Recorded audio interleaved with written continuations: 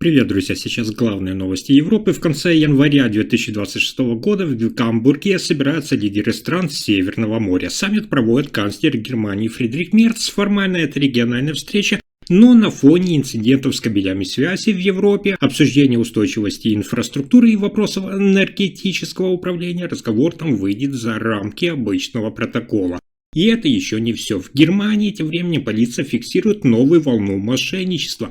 Пенсионеры теряют деньги после звонков, которые выглядят слишком убедительно, чтобы сразу понять, что это обман. Одновременно в Германии набирает силу инициатива, которая может изменить привычный для нас всех Новый год. Более миллиона человек уже поддержали идею запрета фейерверков, и теперь решение переходит в политическую плоскость. И еще один конфликт внутри Германии. Речь идет о роли экологических организаций, о том, где заканчивается защита природы и начинается блокировка решений. В спор уже втянуты немецкие партии, бизнес и гражданское общество. Обо всех этих последних событиях Европы коротко расскажу буквально за несколько минут.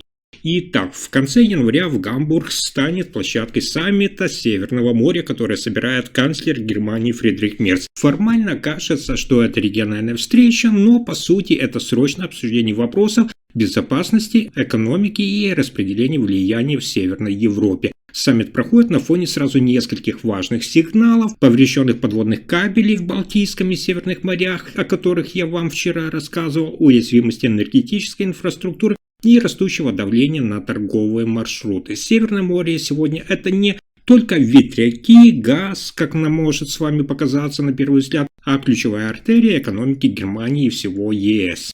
Мерц рассматривает этот формат как способ укрепления роли Германии. Его расчет прост. Если Берлин не возьмет лидерство в энергетике, логистике и морской безопасности, это сделают другие, от Соединенных Штатов Америки до Китая. В повестке обсуждений подводных кабелей, газовых терминалов, портов и более плотной координации между странами региона. На саммите ожидается и председатель Еврокомиссии Урсула фон дер Ляйен. Для нее это принципиальный момент. Брюссель, напомню, все чаще сталкивается с тем, что национальное правительство начинает действовать самостоятельно. Фон дер Ляйен настаивает, что именно без общего европейского контроля энергетика и инфраструктура превращаются в слабое место ЕС. То есть сегодня фактически в Гамбурге столкнутся два подхода.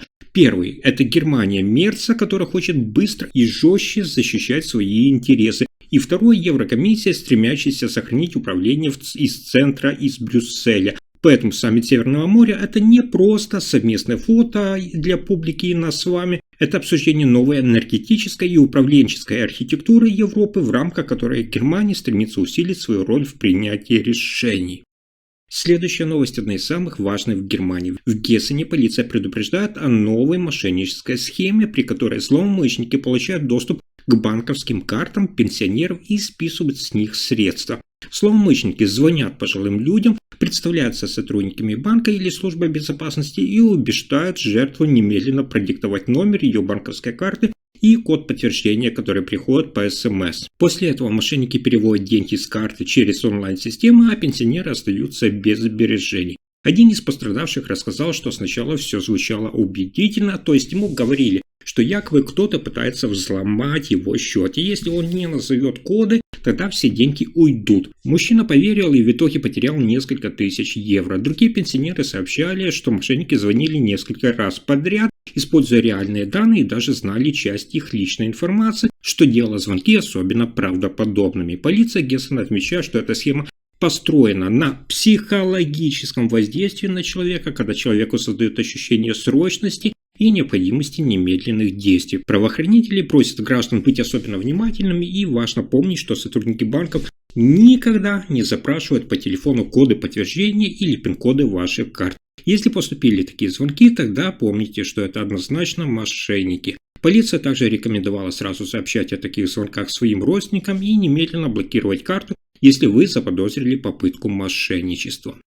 Следующая новость связана с обсуждением запретов. Несмотря на то, что Новый год прошел, в Германии уже более 1 миллиона человек поддержали онлайн-петицию, требующую запрета на взрывчатые петарды и фейерверки на Новый год. Инициатива набирает рекордную поддержку, подписи собираются в интернете на платформе Open Petition, и цифры продолжают расти. Авторы обращения указывают, что использование пиротехники связано именно с повышенным риском травм, особенно у детей и подростков, а также с дополнительной нагрузкой на систему здравоохранения. По их данным, только в последние годы в Германии ежегодно регистрируются тысячи госпитализаций из-за ожогов и травм, связанных с фейерверками.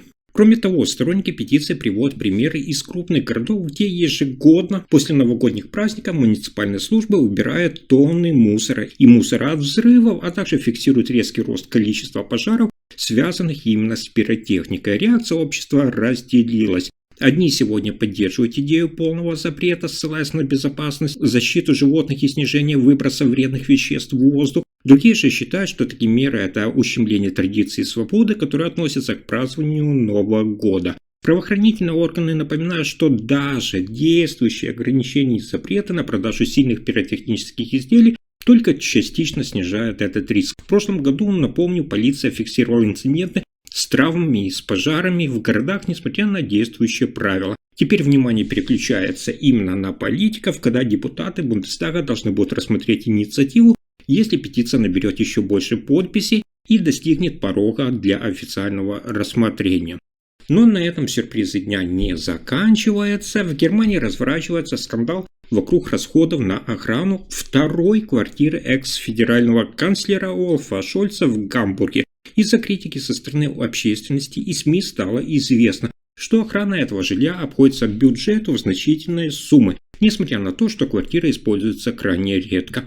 По данным, полиция обеспечивала круглосуточную защиту объекта, даже когда канцлер находился в Берлине или, например, за границей. Это вызвало недовольство жителей Гамбурга и политиков. Многие задались вопросом, а зачем же платить большие деньги за охрану, если второй дом используется лишь эпизодически? После нарастающей критических публикаций и вопросов в парламенте, власти приняли решение сократить расходы на охрану этой квартиры. Теперь режим охраны будет не круглосуточным, а ограниченным конкретными временными интервалами, когда экс-канцлер действительно присутствует в Гамбурге. Этот шаг власти объяснили стремлением экономно расходовать бюджет и реагировать на мнение граждан, которые считают, что государственная безопасность должна быть целевой и эффективной, а не формальной.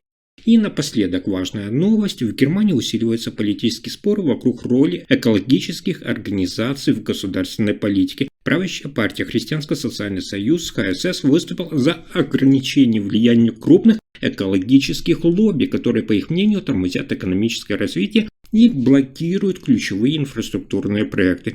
ХСС предлагает изменить правила участия общественных объединений в административных процессах. Речь идет о том, чтобы ограничить возможность экологических объединений подавать жалобы и иски против государственных и частных проектов, если эти жалобы служат инструментом затягивания разрешений и строительства. По мнению представителей партии ХСС, такие действия экологических организаций затрудняют процесс принятия решений. В последние годы, вы все знаете, это особенно чувствуется в проектах по модернизации транспортной инфраструктуры, строительству промышленных объектов и даже в энергетике. ХСС утверждает, что отсутствие своевременной реализации проектов наносит ущерб рабочим местам, инвестициям и конкурентоспособности Германии на международной арене, а критики инициативы считают, что под предлогом борьбы с бюрократией фактически подрывается право граждан на защиту окружающей среды и участие общественности в процессы, которые напрямую влияют на здоровье и жизнь людей. На этом пока все. Вы слушали последние новости Германии. Если информация оказалась полезной, ставьте лайк, подписывайтесь на канал и делитесь видео. Спасибо за просмотр.